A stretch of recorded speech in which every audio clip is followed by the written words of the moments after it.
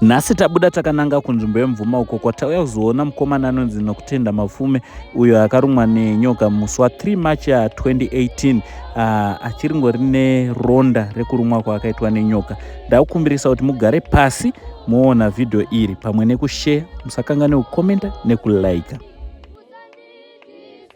Nokutenda Mafume uyu munin'ina wangu anonzi Leon Mafume. Tinogara kumvuma kuBaru. Nyaya ndakarumwa nenyoka 2018 musi wa3 March. Ndakarumwa ndiri apa ndichitamba nevamwe. Ndipo ndakaenda kuchipatara ndikanogara 5 months ndiriko. Ndipo ndakazobudawo ndikagara. Zvino gumbo racho rakunedza richiita maronda pamusoro apa. Iye zvitondishungurudza kuti ndifambe richirema. Iye kuchikoro handisi kuenda, ndatove ne3 weeks ndisingaendi kuchikoro. Ndonyaya yandinayo panapa. Ndinotoshungurudzika izvezvo. Kana pana anoda kutibatsira tongoti Mwari amuitire nyasha mudziro mazuva mazhinji orarama. Alright. Yes, Shamwari. Uri kwa Leon? Ndiripo. Uri nemakore mangani? Ndetiko-first. Oh, Leon munogara nani? Kana mama baba wakaenda hatiziti wakaendepi. Oh, alright. Ndoda kuti munatsoudza vanhu chokwadi kuti chii chakaitika kuna baba, handiti? Natsotaura chokwadi. Leon unoziva wakanzwa chii chakaitika? Ndangwa mama achitika iyi. Baba wakaenda ndichiri mudumbu vakaenda ndavachigara nechigwere cheshuga. Vamwe ndachipatara ndobva vangobuda. Hatiziti vakaendepi. Alright. Iwe ungosati wazvarwa? Une makore mangani? Ndetiko-first. Alright. Sakura kuti baba ane 12 years vatoenda kuma 13 years. Handiti? Kubuda kwakaita muchipatara makatsanangurira kuti vakaenda sei? Aisangu nzoti vangobuda ndobva vangoenda ndakuenda kumba.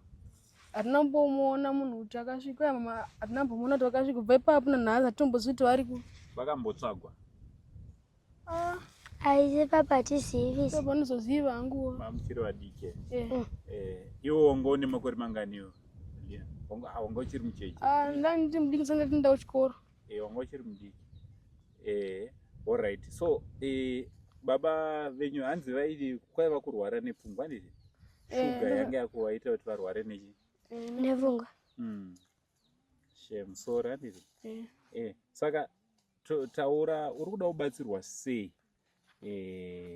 Mungada help yechii naye vakomana? Vangakwanisa kundibatsira nemari ndiende kuchipatara. Chero chainacho chero hembe dzekupfeka chaidzo. Alright. Hembe dziri kutonetsa handizvo? Nechando ichi hausi kunzwa chando here muningi? Utorina? Shame. Saka unotonge wakangopfeka t-shirt saizvo? Lero wangopfeka t-shirt yekuchikoro. Uchikoro hauna uniform? Shame. Uri grade ani? Ndiri grade 7. Grade 7? Uri kunyora grade 7 yako? Shame. Good. Unodzidzako? kuBaru Kushinga Primary School. Fees yakabhadharwa? Mama yangu achibvisa Afrika zvino ndakabhadhara 15 jet. Imari school fees? $30. $30? Ko yako imari? Nyangu $50. $50? Wabhadhara yese? Handisati ndabhadhara. Iwe uri form 3 ka?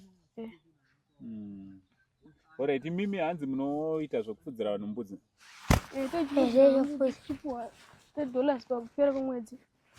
Motofudza mbudzi muchihora $30? Alright. No, it's okay. Tinongoshuwa kuti munge muri munobatsirika ndiri? Munge muri munobatsirwa panguva dzakaita sedzino. Handiti? Alright. Pakanaka pakadaro.